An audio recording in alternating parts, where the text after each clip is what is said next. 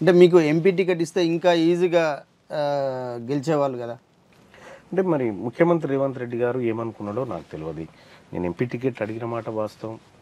ఆయన మరి చామల కిరణ్ కుమార్ రెడ్డి గారికి ఇద్దామనుకుంటున్నా అనేటువంటి మాట ఆయన వెలిబుచ్చినాడు అక్కడక్కడ, మరి ఇయ్యలేదు. సో ఇక్కడ పట్టభద్రుల ఎమ్మెల్సీ ఇక వేరే అభ్యర్థిని పెట్టలేము అనేటువంటి ఉద్దేశంతో ఇచ్చినట్టుంది. కానీ అంతే, ఎంపీ టికెట్ అయితే నేను ఆశించిన మాట వాస్తవం. అదే ఎంపీ టికెట్ వస్తుందనేది చాలా ప్రచారం జరిగింది.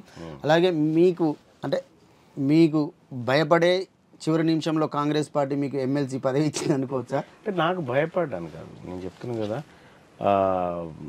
నేను వాస్తవానికి ఇండిపెండెంట్గా అయితే మంచి మెజార్టీతో గెలిచేవాడిని. మొన్న ఇండిపెండెంట్గా పోటీ చేస్తే చాలా మంచి మెజార్టీతో గెలిచేవాడిని. ఆ విషయం పార్టీకి తెలుసు, అందరికీ తెలుసు. సో ఏదేమైనప్పటికీ కూడా భయపడైతే కాదు. సో అధిష్టానం నేను పడ్డటువంటి కష్టం ఈ ఈ దానికి ఎమ్మెల్సీకి తిన్మార్ మల్లన్న సూటబుల్ అని భావించను కాబట్టి వాళ్ళు ఇచ్చింది. అంటే కాంగ్రెస్లో యోధులు ఇంకా కూడా ఉన్నారు కదా. ఏ అభ్యర్థిని పార్లమెంట్ అభ్యర్థులను ప్రకటించకంటే ముందే ముఖ్యమంత్రి గారు నాకు చెప్పిండు ఈ మాట, మళ్ళీ ఎమ్మెల్సీకి సంబంధించినటువంటి నోటిఫికేషన్ వస్తుంది, దానికోసం నువ్వు రెడీగా నువ్వు ప్రిపేర్ చేసుకో వ్యవహారం అంతా అని చెప్పి ఆయన నాకు ముందే చెప్పడం జరిగింది. అది భయపడి ఎట్లా ఇచ్చినట్టు అవుతుంది అట్లా. అంటే ప్రశ్నించే గొంతు మరి రేవంత్ రెడ్డిని కూడా ప్రశ్నించనుందా? అంటే రేవంత్ రెడ్డి ఏం తప్పు చేస్తుందని ప్రశ్నించాలి? తప్పు చేస్తేనే. అరే తప్పు చేస్తే ఎవరినైనా ప్రశ్నిస్తాం కదా, ఎవరినైనా అడుగుతాం కదా. అంటే ఇకపైన ప్రశ్నించే గొంతు అంటేనే తీన్మార్ మల్లన్న అంటే ప్రశ్నించే మనం పోతున్నటువంటి వే ఏదైతే ఉందో అది ప్రజలకు తను ప్రశ్నించగలుగుతాడు, తను అడగగలుగుతాడు అనేటువంటి ఆలోచనలో ప్రశ్నించే గొంతుగా నన్ను నిలబెట్టినారు. అది ప్రశ్న రూపంలో ఉండొచ్చు, రేవంత్ రెడ్డి గారికి సలహా రూపంలో ఉండొచ్చు, మరో రూపంలో ఉండొచ్చు, కానీ అడగడం మాత్రం పక్కా. ఓకే.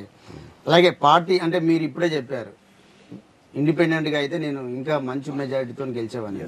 అంటే ఈ పద్ధతిలో పార్టీ మిమ్మల్ని వాడుకుందా, మీరు పార్టీని వాడుకున్నారా? లేదు, అట్లనేం లేదు. నేను వాస్తవానికి మేము ఒక 2 సర్వేలు చేసినాము.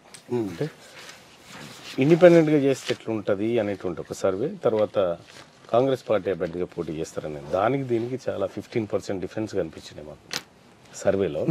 సరే ఏదేమైనప్పటికీ పార్టీ అభ్యర్థిగా పోటీ చేయడం వల్ల మనం ప్రభుత్వ పరంగా కొంత ఎక్కువ పనులు చేయొచ్చు ప్రజలకు అనేటువంటిది. తద్వారా ముఖ్యంగా రాహుల్ గాంధీ గారు ఒక మాట చెప్పినారు, అక్కడ ఇన్స్పైర్ అయినాం. నేను కులగణన చేస్తా అనేటువంటి మాట చెప్పిండు ఆయన. కులాన్ని గణిస్తా, నేను ఏ కులం వాళ్ళు ఎంతమంది ఉన్నారో లెక్క పెడతారు ఈ అధికారంలోకి వచ్చిన తర్వాత అనేటువంటి ఆ మాటలు, ఆ తర్వాత రాహుల్ గాంధీ గారు చేసినటువంటి వాగ్దానాలు, తెలంగాణ రాష్ట్రాన్ని ఇచ్చినటువంటి సోనియా గాంధీ, వీళ్ళందరి మాటలు ఇన్స్పైర్ అయ్యి కాంగ్రెస్ పార్టీలోకి వచ్చి కాంగ్రెస్ పార్టీ అభ్యర్థిగా పోటీ చేసినాను. అంతే తప్ప కానీ ఇక్కడ నేను వేరే ఉద్దేశంతో